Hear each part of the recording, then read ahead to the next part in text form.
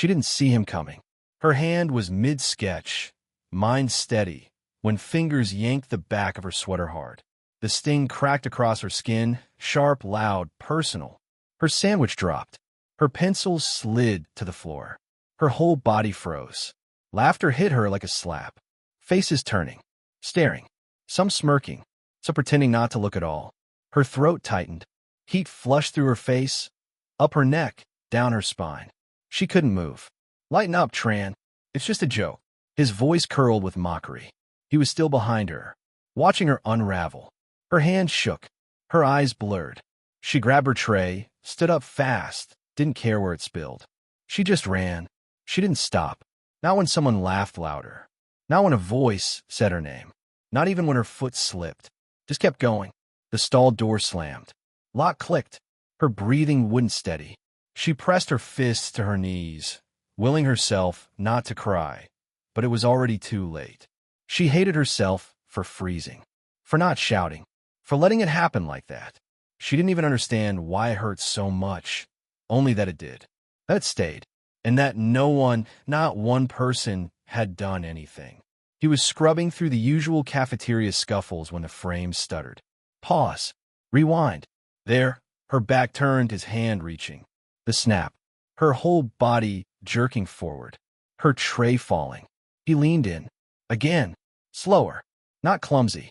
Not accidental. Deliberate. Her face, frozen in shock. His grinning. The boys behind him laughing. It wasn't just a prank. His jaw clenched. His hand hovered over the playback button, but he didn't need to watch it again. He felt it. Deep, old, and raw. A memory flicked through. The last photo of his niece. The one smiling wide before she stopped coming home. He had sworn never again. Never to miss it. Never to stay silent. He hit save. And without thinking, without waiting, he stood up. Fast. Someone was going to answer for this. She sat down slowly, arms tight around her notebook. She didn't ask why they called her. Her eyes stayed low, her fingers gripping the edges of the cover like armor. The principal's voice was soft. Careful. We need to ask you about something that happened in the cafeteria yesterday. She blinked, said nothing. Heart pounding.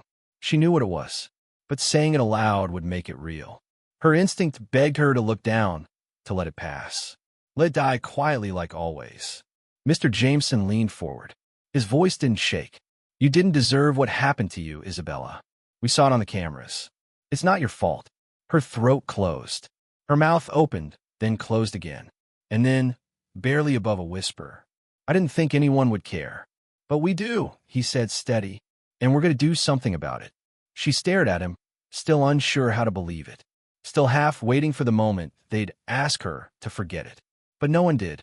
And for the first time in a long time, something shifted. Just slightly. Someone was on her side. But what happens when the bullies realize someone's actually fighting back? They walked in laughing, leaned back in their chairs like it was all a waste of time. Trevor rolled his eyes the second he saw Mr. Jameson. It was just a joke, he said, already smirking. We do stuff like that all the time. No one laughed with him. Mr. Jameson didn't speak. He turned the monitor toward them and hit play. They watched. The video played in silence.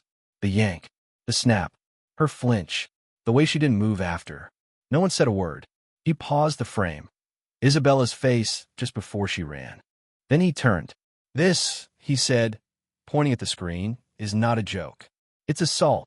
The room felt smaller. The air changed. Their smiles cracked. For the first time, they weren't in control of the room anymore. The call came 2 days later. Trevor didn't laugh this time when officers stepped into the hallway. His friend stopped talking. No one moved. The cuffs clicked. Sharp. Final. Students watched from half-open doors. Phones down. Faces pale. His parents arrived, shouting, demanding explanations, demanding silence. But it was already too late. Harassment. Assault. Violation of school safety laws. Those weren't school rules anymore. They were criminal charges. And the footage hadn't stopped at Isabella. There were other clips, other faces, other quiet victims frozen in the same silence she'd once sat in. He hadn't hurt just one girl. He'd hunted silence, counted on it. But now Isabella had spoken, and suddenly, silence was no longer his shield. She walked back into the cafeteria the next day. Same time, same notebook in her hands. No one pulled her sweater. No one laughed. Some turned, some didn't. But every glance felt different now. Not mocking, not cruel, just aware. She sat where she always sat, opened her notebook, picked up her pencil. Her hand trembled for a second, then steadied. No one said her name. No one had to. For the first time in a long while, Isabella felt like she could breathe. But the feeling didn't erase everything. It just reminded her she hadn't imagined the weight. It had been real.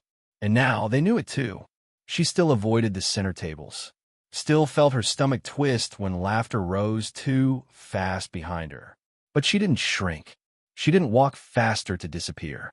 She walked taller. She didn't forget what it felt like to be invisible. But now she carried the weight differently. A different kind of silence followed her now. One that watched and didn't dare cross her. No one was ever going to get away with hurting her. Not again. Not ever. But is the battle over, or has it just begun behind the scenes? The tips came quietly. Slipped notes.